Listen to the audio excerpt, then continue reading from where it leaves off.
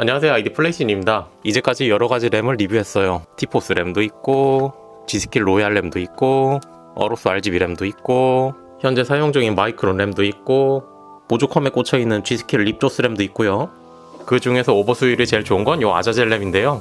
보장 클럭은 XMP 4000 클럭이지만 그 이상의 오버가 가능해요. 하지만 제가 메인에 사용 중인 보드는 막시무스 X 히어로 보드, 최대 램 클럭이 4133까지밖에 오버가 안 돼요. 그나마도 이 아자젤 램을 놓고 4133 클럭까지 올리면 10번 부팅에 대략 2번 정도밖에 부팅이 안 돼요. 물론 부팅이 되고 나면 잘 되긴 하지만요. 저는 이 녀석의 능력이 궁금해졌어요. 4000 클럭이지만 최대 램 오버를 하면 과연 얼마까지 올라갈 수 있을까? 8700K도 한계점을 받고 9900K도 한계점을 받지만 이 녀석의 한계점은 보지 못했어요. 그래서 에이수스 보드 중에서 Z390 칩셋을 가진 녀석들 중에서 찾기로 했어요. 이 비교 링크가 궁금하시면 유튜브 설명란에 링크를 넣어놓을게요. 이쪽 줄에 보면 최대 램 오버 수치가 다 나와 있어요. 쭉 살펴보면 막시무스 아펙스 보드, 야 4800 엄청납니다. 하지만 가격도 엄청나요. 야 막시 지니 보드 4800까지, 하지만 가격도 엄청나요. 사고는 쉽지만 개인이 범접할 수 없는 가격대 보드들이에요. 오른쪽에 있는 화살표를 눌러서 다음 보드로 가볼게요. 다 4266까지 오버가 가능하지만 이 녀석을 보니까 4600까지 가능하더라고요. Z390i ITX 보드, 아마존을 보니까 $200가 넘지 않는 선에서 구매가 가능해요. 이 정도라면 에이수스라는 네이밍을 가진 것 중에서 그나마 현실적인 가격이지 않을까 싶어요. 그래서 보시다시피 직구 모델은 아니에요. 일단 박스를 보면 ITX 메인보드다 보니까 이런 ATX 메인보드보다는 박스 크기가 훨씬 작아요. 박스를 천천히 살펴볼까요?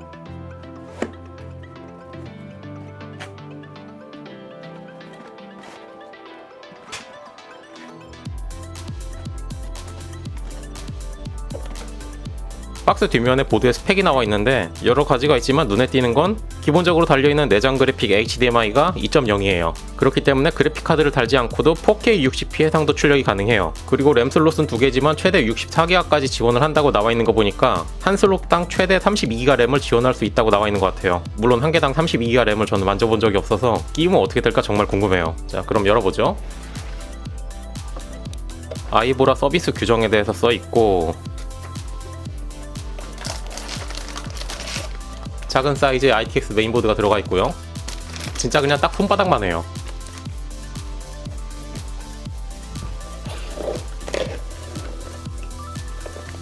제일 아래쪽에 이 설명서, 와이파이 앤 블루투스 안테나, 그리고 SATA 케이블 4개. 어디다 쓰는 건지 잘 모르는 케이블인데 끝 단자가 이런 걸 보니까 아마 RGB 쪽이랑 관련된 케이블이 아닐까 싶어요. 요거는 조금만 나사랑 금속 재질로 된 게 이렇게 2개 들어가 있는데 이거는 뭐 하는데 쓰는 건지 잘 모르겠지만 아마 M.2 SSD를 고정하는 데 쓰지 않을까 싶어요. 그리고 요거는 잘 보이실지 모르겠지만 전원 버튼과 리셋 버튼을 좀 편하게 연결해주는 케이블인 것 같아요. 나머지 CD, 그리고 뭔가 알 수 없는 종이, 제일 밑에는 이렇게 스티커, 이렇게 구성물이네요. 이렇게 메인보드 안에 총 구성물이 들어가 있네요. 이번엔 보드를 열어볼게요. 겉모양을 천천히 한번 보죠.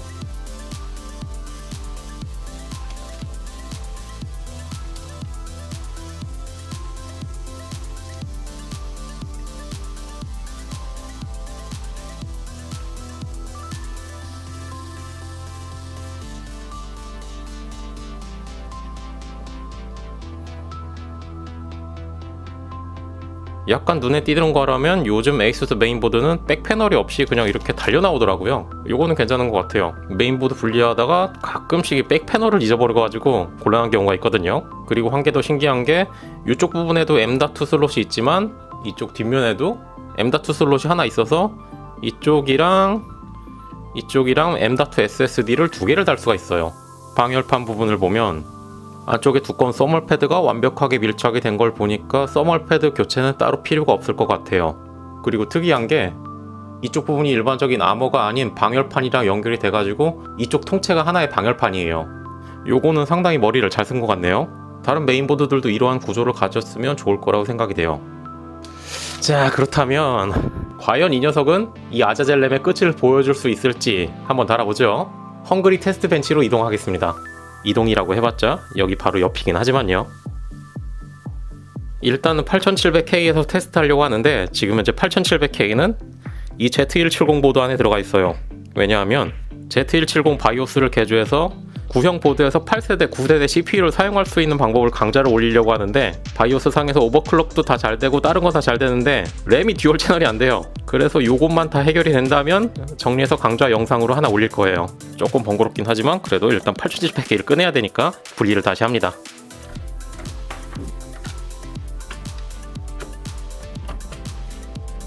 자, 이번엔 CPU를 쿨러를 분리해줘요. 이 CPU 쿨러는 쿨러마스터 ML240L 쿨러인데 펌프 부분이 듀얼 챔버라 소음이 되게 조용하고 아우라싱크 지원하는 RGB 팬을 기본적으로 2개 제공해주고 성능도 준수하니까 2열 쿨러 중에서는 가성비가 되게 뛰어난 쿨러예요. 수냉 쿨러 분리할 때는 이 대각선의 나사를 2개 분리해주고 이 대각선 2개의 나사가 남은 상태에서 키친타월 2칸 준비해주고 반 접어주고 수평을 잘 유지하면서 2개를 동시에 풀어줘요. 나사 2개를 제거하고 얘가 CPU랑 지금 찰싹 붙어 있을 거예요. 그렇기 때문에 무 뽑는 것처럼 확 뽑기보다는 좌우로 살살 돌려가면서 달래준다는 느낌으로 잘 돌리다 보면은 얘가 어느 순간 뽑힐 텐데 야, 왜 안 뽑히냐? 야, 이렇게 뽑혀요. 이렇게 뽑히면 여기 밑에 써머리 묻어 있잖아요. 이 써머를 아까 준비해둔 키친타올로 먼저 닦아줘요. 먼저 닦아주는 이유는 이 써머리 다른 곳에 묻으면 되게 안 지워지거든요. 그래서 얘부터 먼저 닦아주는 게 안전해요. 화장지보다는 키친타올을 사용하는 게 먼지가 안 나니까 훨씬 더 괜찮을 거예요. 잘 문질러서 이렇게 닦아주고요. CPU 위에 묻어있는 써머도 키친타올로 한번 닦아줘요. 메인보드 다른 곳에 묻지 않게 조심해서요. 이 정도 닦아줬으면 걸쇠를 풀고 저처럼 수전증이 있는 사람들은 조심조심해서 한 번에 싹 드러내야 돼요. 메인보드 핀은 되게 약하니까요. 한 번에 싹. 그리고 한동안 사용하지 않을 보드는 일명 요 뿡뿡이라고 하죠. 디지털 카메라 청소 도구긴 한데 바람을 한번 살살살 불어서 먼지를 날려주고 메인보드 살 때 들어있던 요 뚜껑을 닫아준 다음에 이렇게 보관하면 안전하죠. 헝그리 테스트 벤치에서 이 녀석을 치워주고 오늘의 주인공이 Z170i 보드를 넣어줄게요. 쿨러마스터 ML240L 백패널을 메인보드 뒤쪽에 이렇게 넣어주고요. 뒤집으면 이렇게 기둥이 4개 솟아나 있을 거예요. CPU 핀 덮개를 열어주고요. 걸쇠를 풀고 CPU 핀 곳이 있는지 없는지 한번 잘 살펴봐주고요. 먼지 한번 털어주고 8700K CPU를 잘 보면 여기 양옆에 이렇게 홈이 있어요. CPU 소켓에도 요 위쪽에 요 2군데 홈이 있어요. 이쪽에 있는 홈에 잘 맞춰주고 CPU를 여기에 그냥 놓고 온다는 느낌으로 살짝 놔줘요. 한번 흔들어 보고 잘 들어갔으면 걸쇠를 다시 닫아줘요. CPU가 장착됐죠? 이번엔 이 밑에 부분에 M.2 SSD를 달 거예요. 여기 2군데 나사가 있거든요. 이걸 풀어주고요. 나사가 되게 작으니까 잊어버리지 않게 조심하고요. 뒤집어 보면 이쪽에 써멀 패드가 있어요. 써멀 패드는 원래 비닐이 붙어 있는데 저는 이미 띄어진 상태고요. 이 SSD는 블랙 프라이데이 때 대부분 구매하셨을 거예요. EX920 1TB짜리 약간 비스듬한 상태에서 먼저 끼워주고 이 각도가 될 거예요. 이 상태에서 눌러주고 아까 뺐던 고정 나사를 다시 끼워주고요. 이렇게 하면 M.2 SSD가 고정이 됐죠. 이 상태에서 써멀 패드가 있는 방열판을 아까 전 그대로 덮어줘요. 놓고 나사 2개를 다시 고정해줘요. 자, 이렇게 되면 M.2 NVMe SSD도 장착이 됐어요. 이번에는 CPU 쿨러를 달 차례죠. 저는 MX4를 사용할 거예요. 여러분들도 MX4 20g짜리 요거 한번 사놓으면 아마 몇 년은 쓰실 거예요. 저 같은 경우는 지금 5년째 쓰고 있어요. 뚜껑을 열고 써멀 바르는 스타일은 여러 가지가 있겠지만 저는 X자를 좋아하니까 X자로 발라줄게요.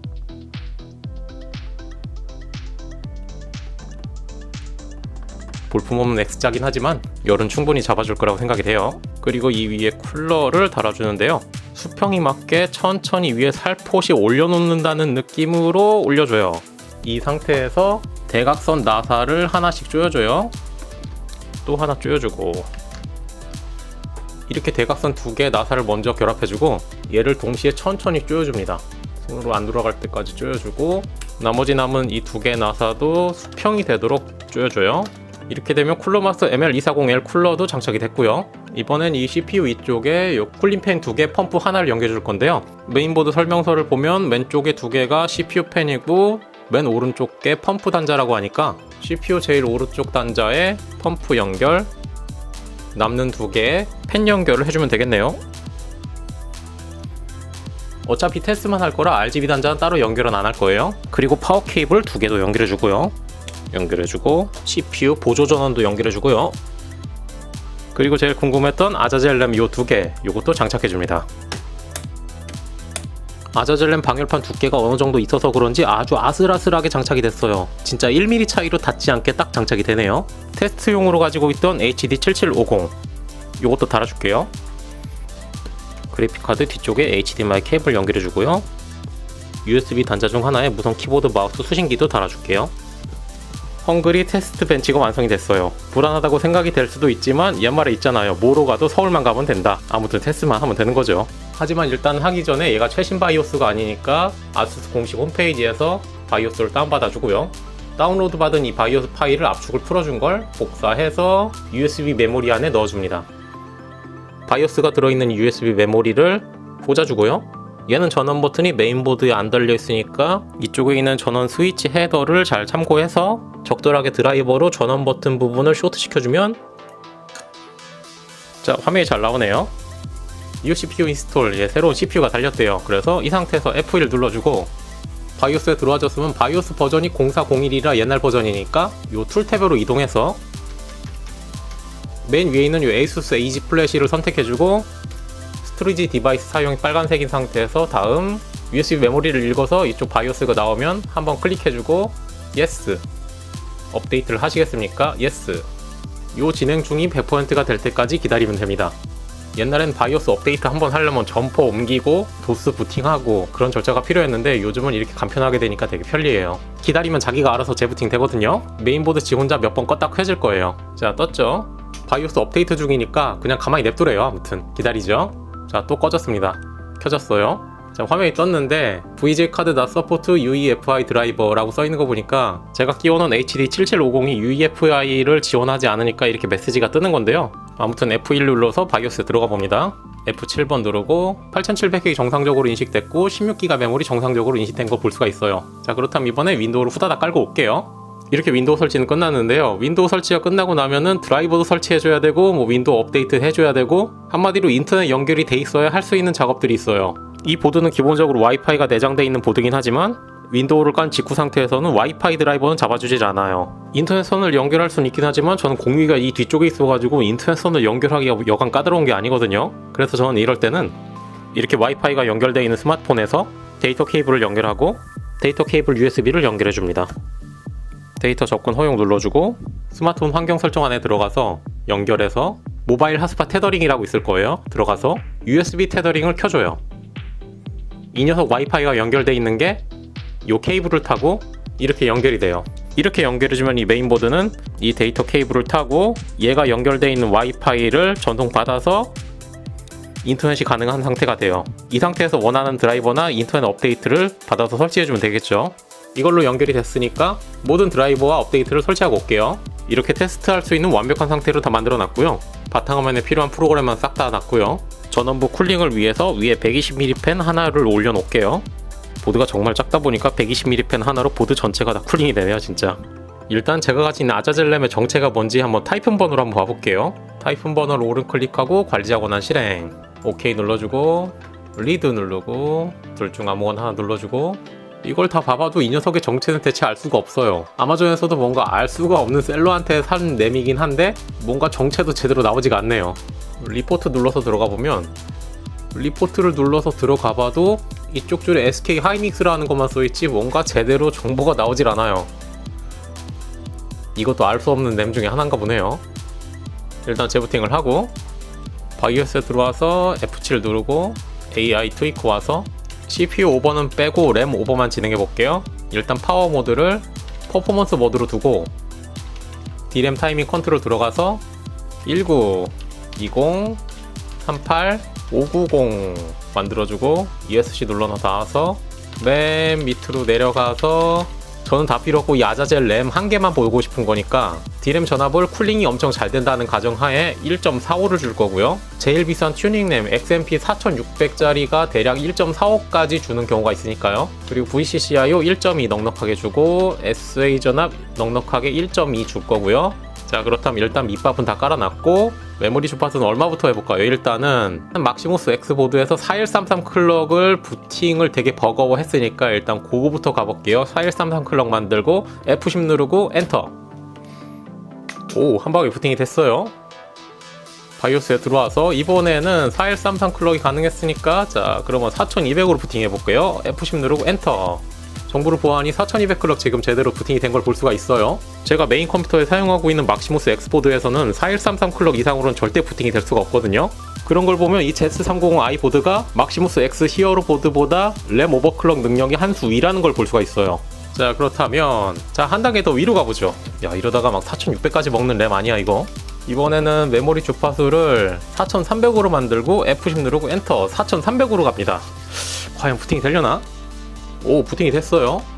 4300 클럭으로 제대로 부팅이 된 걸 볼 수가 있어요. 자 4300까지 먹었으니까 과연 4400까지 먹을련지. 4300을 부팅 성공했으니까 이번에는 4400으로 가봅니다. F10 누르고 엔터. 더 이상은 부팅이 불가능한 것 같습니다. 디버그 보드가 있는 모델은 아니라 코드를 볼 수는 없지만 계속 껐다 켜지는 걸 반복을 하네요. 맵 OK 기능이 동작한 걸 보니까 역시 4400은 부팅이 안 되네요. 바이오스에 들어와서 그렇다면 역시 4300 클럭이 이 녀석의 한계인 걸 볼 수가 있어요. 램 타이밍을 맨 위에 걸 좀 줄여볼게요. 17 정도 가능하려나? 이건 욕심일 것 같은데 안 될 것 같긴 한데 일단 F10 누르고 엔터. 4300 클럭에 CL17 4300 클럭에 CL17로 부팅이 됐어요. 1.45V에 4300 클럭에 CL17로 부팅이 된 걸 볼 수가 있어요. 그렇다면 하드웨어 모니터 실행하고 TM5 오른 클릭 관리자 권한으로 실행. 램 온도로 모니터링 해주면서 TM5가 4300 클럭에 CL17로 2주기 정도가 통과할 수 있는지 한번 봐볼게요. 오, 지금 2회차 통과해서 3회차를 하고 있고요. 4300 클럭에 CL17이 잘 되고 있어요. 그렇다면 일단 종료하고 다시 시작해서 바이오스에 들어와서 이번에는 램 타이밍에서 CL 클럭을 16으로 만들고 F10 누르고 엔터. 4300 클럭에 CL16 부팅이 될지는 잘 모르겠네. 한번 보죠. CL16은 되지가 않고 지금 안전 모드로 돌아졌어요. 그렇다면 일단 바이오스에 들어와서 램 타이밍을 CL17까지는 됐으니까 CL17을 두고 밑에 있는 타이밍을 얼마까지 해볼까요? 한 번에 2를 줄여서 19를 주고 F10 누르고 엔터. 오, 부팅이 됐어요. 메모리 탭에서 4300 클럭에 171919로 부팅이 된 걸 볼 수가 있어요. 그렇다면 이 상태에서 테스트mem을 실행할게요. 4300 클럭에 171919 과연 테스트mem 2회차가 통과할 수 있는지 잠시 기다려 볼게요. TRCD TRP19도 2주기 통과해서 지금 3주기 진행하고 있어요. 그렇다면 일단 종료하고 재부팅하고 TRCD TRP를 그러면 18로 한번 만들어 볼게요. 18하면 좀 발음이 좀 이상한가? 18로 만들어 볼게요. 램 타이밍 들어가서 TRCD TRP를 18 만들고 F10 누르고 엔터. 부팅이 돼요. 그렇다면 욕심을 살짝 부려서 TRCD TRP를 한번 17도 만들어 볼까요? F10 누르고 엔터. 오, 부팅이 되네요. 4300 클럭 TRCD TRP 17 확인할 수 있고요. 이 상태에서 테스트mem을 바로 실행해보죠. 4300 클럭에 171717 타이밍 과연 2주기 오류 없이 통과할 수 있을지 잠시 지켜볼게요. 안타깝게도 에러가 뜨네요. TRCD TRP 17은 무리였나 보네요. 다시 시작해서 램 타이밍을 TRCD TRP를 18로 만들어주고 원래라면 여기서 18로 만들어주고 테스트mem을 한 번 더 돌려서 안정화가 되는지 확인을 해봐야 되지만 저는 성질이 급하니까 여기선 대충 할게요. 바로 TRFC를 줄일게요. TRFC는 전압을 1.45까지였으니까 한 번에 330으로 가볼게요. F10 누르고 엔터. TRFC는 이미 막시모스 X보드에서 290까지가 한계인 걸로 봤거든요. 290에서도 아마 오류가 몇 개 떴었으니까 330 정도가 한계이지 않을까 싶어요. 4300 클럭에 17181838330의 타이밍으로 부팅이 된 걸 볼 수가 있어요. 테스트mem을 돌려볼게요. 최종적인 클럭과 요 타이밍으로 5주기가 통과할 수 있는지 지켜보겠습니다. 잠시 기다리죠. 자, 이렇게 방금 5회차 테스트가 끝났어요. 이 클럭과 타이밍이 제가 가진 이 아자젤 램의 한계점이었네요. 그리고 혹시 몰라서 하드웨어 모니터도 켜놨었는데요. 램 최대 온도는 41도까지 올라갔었네요. 아무래도 ITX 메인보드다 보니까 이렇게 큰 ATX 메인보드보다는 이 140mm 팬 쿨러 하나로 보드 전체 쿨링이 다 커버가 되네요. 그렇기 때문에 램 온도가 최대 41도까지밖에 안 올라갔던 걸로 생각이 돼요. 최종 클럭과 타이밍을 확인해봤으니까 이번에 아이다 64를 실행해서 아이다 64에서 도구, 캐시아 메모리 벤치마크, 스타트 벤치마크 얼마가 나오는지 한번 보죠. 잠시 기다리죠. 자, 이렇게 결과값이 나왔고요. 클럭도 4300에 타이밍도 바짝 줄여놓다 보니까 레이턴시가 42까지 줄어든 걸 볼 수가 있어요. 자, 이렇게 해서 제가 가진 이 아자젤 램의 한계점은 4300 클럭과 요 타이밍이 한계점이라는 걸 알 수가 있었어요. 조금 더 올릴 수 있으면 좋겠다 싶지만 아마존에서 알 수 없는 구매자한테 산 램 치고는 더 이상 바라는 건 욕심이겠죠. 자, 하지만 여기서 끝이 아니에요. 여기에 달려있는 건 8700K CPU죠. 이 8700K CPU는 제가 이 메인컴에서 사용하고 있는 막시모스 X 히어로 보드에서 올코어 4.8기가의 1.24V가 수율이었어요. 그렇다면 이 Z390i 보드에서는 같은 4.8기가에서 동일한 전압을 먹을까요? 아니면 전압을 덜 먹을까요? 아니면 전압을 더 먹을까요? 그것도 궁금하거든요. 과연 메인보드가 달라지면 CPU 수율도 달라질까? 그걸 테스트해보기 전에 저는 배가 고파요. 금방 끝날 줄 알았는데 이 테스트 시간이 오래 걸리고 있거든요. 이 녀석도 지금 열심히 전기를 먹고 있는데 저도 밥을 먹어야겠어요. 어디 보자. 오늘은 스팸이 땡기네요.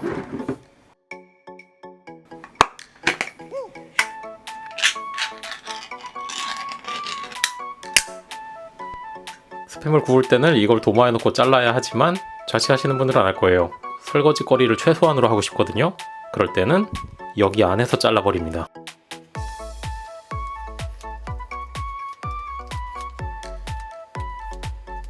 이렇게 잘라서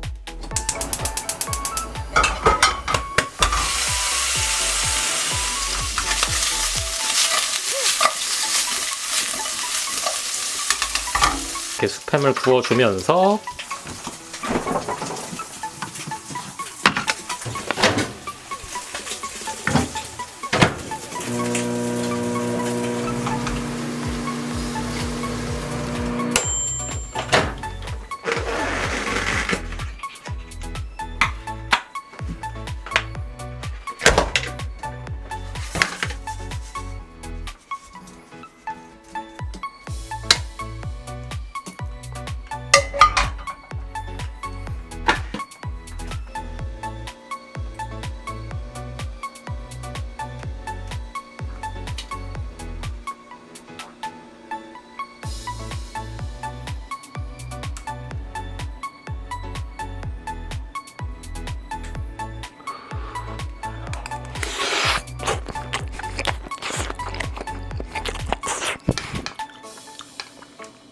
따끈한 밥에 스팸 한 조각.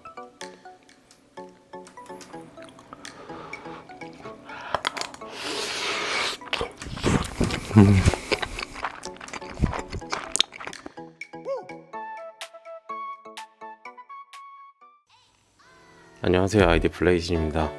아까 전에 밥을 먹고 잠시 누워있다는 게 그대로 잠들었어요. 역시 사람은 등 따시고 배부르면 마지막에 오는 건 잠인가봐요.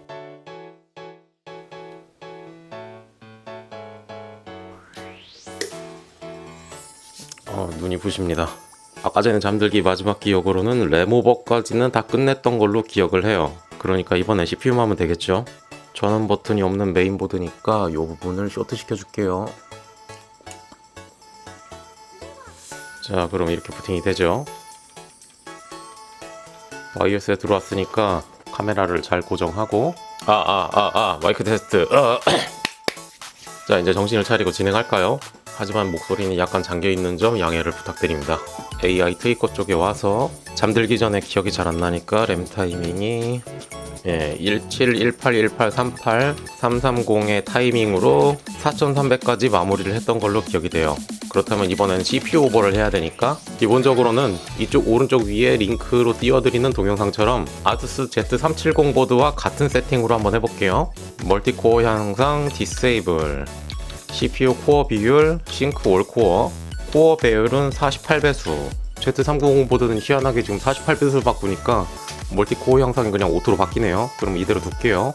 조금 내려서 SVIDG1 디세이블, 램 타이밍 컨트롤은 아까 전에 다 잡아놨으니까 이대로 둘 거고요.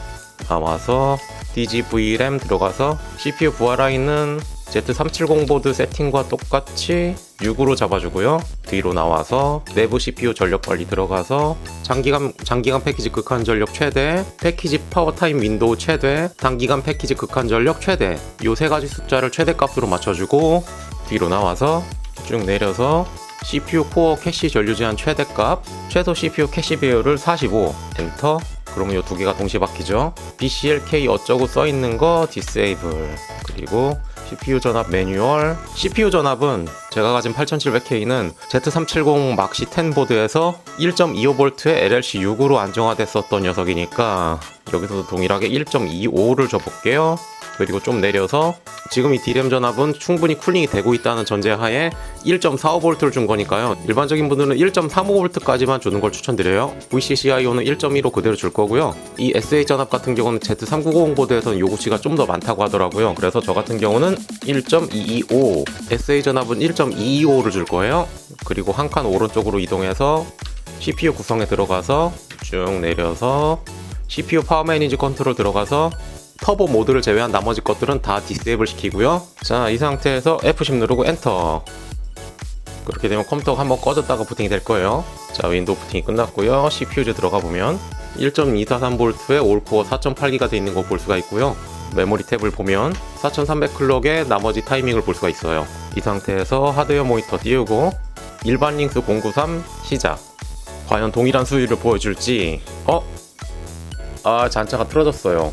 어쩔 수 없죠. 장비를 정지합니다. 1.25V LLC 6으로 분명히 안정화된 녀석인데 램 오버를 더해서 그런가? 그렇다면 바이오스에 다시 들어와서 CPU 전압이 모자른가? 그러면은 1.27까지 올려보고 F10 누르고 엔터. 일단 부팅이 됐고요. 이번에는 1.25V에서 0.02를 플러스해서 1.27을 넣었습니다. 깔끔하게 딱 전압이 떨어지는 거 보니까 기분이 좋아요. 자, 그렇다면 이 상태에서 일반 링스 시작. 방금 링스가 잔착감 틀어짐 없이 다 완료가 됐고요. 램 4300 클럭 올코어 4.8기가 일반 링스 5회 최대 76도까지 전압은 1.27을 줬는데요. 링스 도중에는 두 스텝 정도 떨어져서 1.252까지 떨어졌었네요. 그렇다면 이 상태에서 아이다 64를 실행해서 아이다 64 벤치마크도 한번 돌려보죠. 스타트. 잠시 기다리죠. 방금 벤치가 끝났고요. 램 오버랑 CPU 오버를 둘 다 해주다 보니까 아까 전에 램 오버만 했을 때는 레이턴시가 40을 넘었었는데 CPU 오버까지 같이 해주니까 이번엔 세부 램타를 하나도 조여주지 않았는데도 램 클럭발과 CPU 클럭발로 인해서 레이턴시가 40 안쪽으로 들어간 걸 볼 수가 있어요. 그렇다면 여기서 끝일까요? 아니죠. 이 상태에서 D램 타이밍 컨트롤 들어가서 쭉 내려서 TFAW, 이게 링스 점수를 올려주는데 엄청나게 많은 효과가 있다고 해요. 오토 상태에서는 지금 46으로 잡혀 있잖아요. 16으로 조여보고 F10 누르고 엔터. 48배수의 램 4300 클럭 TFA 16으로 세팅했어요. 자, 과연 링스는 얼마나 올까요? 부팅이 됐으면 CPU즈, 하드웨어 모니터, 링스 4.8기가 아까 링스 5회차 통과한 거랑 동일한 세팅에서 TFAW만 16으로 조여졌어요. 그렇다면 링스 값과 최대 온도는 과연 얼마나 올라갈까요? 시작해볼게요. 과연 얼마나 차이가 날지 기대가 되네요. 잠시 기다리죠. 방금 링스가 끝났고요. 잔차 에러 없이 5회차가 다 완료가 됐어요. TFAW를 아무래도 16으로 조인 만큼 지풀 값이 상승하고 그만큼 온도도 더 상승한 걸 볼 수가 있어요. 그렇다면 마지막으로 아이다 64를 실행해서 캐시아 메모리 벤치마크, 스타트 벤치마크 결과값은 얼마가 올라갈지 한번 보죠. 방금 벤치가 끝났고요. 지풀 값은 올라간 반면에 아이다 64에서는 그렇다 하게 많이 올라간 거는 볼 수가 없네요. 이제까지 모든 테스트는 메인보드 위에 이 140mm 팬이 방열판을 시켜주면서 진행을 했어요. 그렇다면 이 140mm 팬을 치워도 CPU 오버와 램 오버 둘 다 된 상태에서의 링스 온도를 버틸 수 있을지, 과연 전원부 온도를 버틸 수 있을지 한번 해보죠. 지금 현재 아이들 상태로 둔지 30분 이상이 지났거든요. 일단 팬을 치우고 온도를 봐보죠. 140mm 팬을 벗기자마자 아이들 온도는 최대 35도 정도로 측정이 되네요. 지금 시간이 5시 34분이니까 6시가 됐을 때 팬 없이 아이들 온도는 최대 얼마까지 올라가는지 한번 측정을 해보죠. 잠시 기다리겠습니다. 현재 시간은 오후 6시 3분, 20분 이상이 지난 걸로 생각이 돼요. 그렇다면 아이들 전원부 온도는 얼마까지 올라갔을까요? 거의 46도까지 올라갔네요. 10도 이상이 올라갔어요. 디귿자 모양으로 지금 뜨거워진 걸 보니까 이쪽에 있는 방열판 모양대로 뜨거워진 것 같아요. 이 상태에서 링스 돌리면 버틸 수 있을지 모르겠어요. 링스 3회차 못 버틸 것 같긴 하지만 일단 시작. 링스 시작 눌렀고요. 140mm 팬 전원부 쿨링 없는 상태에서 지금 링스가 시작됐어요. 방금 링스 1회차가 끝났고요. 링스 1회차 끝나고 방열판 온도 52도예요. 링스 2회차 방열판 온도는 거의 58도 정도가 되네요.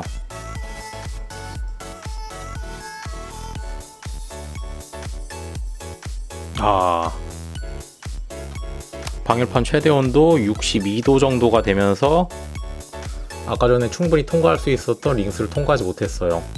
역시 링스를 돌릴 때는 전원분 쿨링이 필요하다는 걸 다시 한번 알게 됐습니다. 램 오버클럭과 CPU 오버클럭을 모두 완료했어요. 그렇다면 마지막으로 바이오스 세팅을 정리해보죠. 오버클럭 튜너는 매뉴얼을 줬고요. 오토, CPU 코어 비율 싱크 올 코어 48배수를 준 거고요. 메모리 주파수는 4300 클럭, 파워 세이빙 퍼포먼스 모드는 맨 밑에 있는 이 퍼포먼스 모드를 준 거고요. 이 퍼포먼스 모드를 주게 되면 자동적으로 전력 제한 해제가 됩니다. SVID 지원은 디세이블 한 거고요. 램 타이밍 컨트롤은 17, 18, 38, 320 이렇게 줬고요. 좀 밑으로 내려서 TFAW 요 값을 16으로 줘가지고 지풀 값을 조금 올려본 거고요. 나가서 DGVRAM 들어가면 CPU 부하라인 교정을 레벨 6으로 줬고요. 나머진 다 오토고요. 나가서 내부 CPU 전력관리 들어가서 전력관리 3형제 위에서 하나 둘 셋 요 3개 값을 최대 값으로 준 거고요. 나가서 밑으로 좀 내려서 CPU 코어 캐시 전류 제한 값 최대 값을 준 거고요. 최소 CPU 캐시 배율 45배수 밑에 거랑 동일하게 준 거고요. 좀 내려서 BCLK 어쩌고 써있는 거 디세이블, CPU 코어 전압은 매뉴얼 모드로 준 거고요. 저 같은 경우는 LLC6에서 1.270을 줬는데 일반 링스 093을 돌리니까 1.252V까지 전압이 조금 떨어졌어요. 하지만 그 정도 차이라면 양호하죠. 밑에 있는 D램 전압은 저는 4300클럭까지 주다 보니까 1.45V까지 준 건데요. 전압 다이어트를 해보려고 램 전압을 조금 내린 다음에 테스트 램을 돌려보니까 바로 에러가 나더라고요. 그래서 저는 1.45V를 준 거예요. 램 전압 1.45V를 줄 때는 반드시 램에 방열판이 붙어 있고 그리고 팬으로 램 쿨링을 하고 있는 상태에서 TM5를 돌려야 오류 없이 돌릴 수가 있어요. 밑에 있는 CPU SA 전압은 1.225를 줬는데요. 여기서 한 단계라도 내리면 바로 링스가 에러가 나더라고요. 그래서 최저 1.225 이상을 주는 걸 추천드려요. 나머지 밑에 이 두 개는 오토고요. 오른쪽으로 한 칸 이동해서 CPU 구성에 CPU 파워 매니지 컨트롤 들어가서 터보 모드 이외에는 모두 다 디세이블 시키면 되고요. 여기까지가 제가 Z390i 게이밍 보드를 가지고서 8700K CPU, 램 4300클럭 오버를 한 최종 결과입니다. 이틀이라는 시간이 훌쩍 가버렸습니다. 개인적으로 조금 아쉬운 거라면 제가 가진 8700K가 수율이 좋아서 5기가까지 딱 봤으면 좋은데 5기가를 보지 못한 게 조금 한이 됩니다. 2019년 2월 현재 다나와 최저가가 거의 35만원 정도니까 아마존 직구하면 $200가 안 넘는 금액이니까 AS를 포기하는 대신에 직구를 하는 것도 괜찮다고 생각이 돼요. AS를 잃어버리지만 모든 건 하이리스크 하이리턴이죠. 하지만 저 같은 경우는 이제까지 운이 좋았는지 메인보드를 직구했을 때 AS가 발생했던 적은 없었어요. 자, 아무튼 이틀 동안의 대장정이었지만 저와 같이 이 동영상을 시청해주신 여러분께 감사드립니다.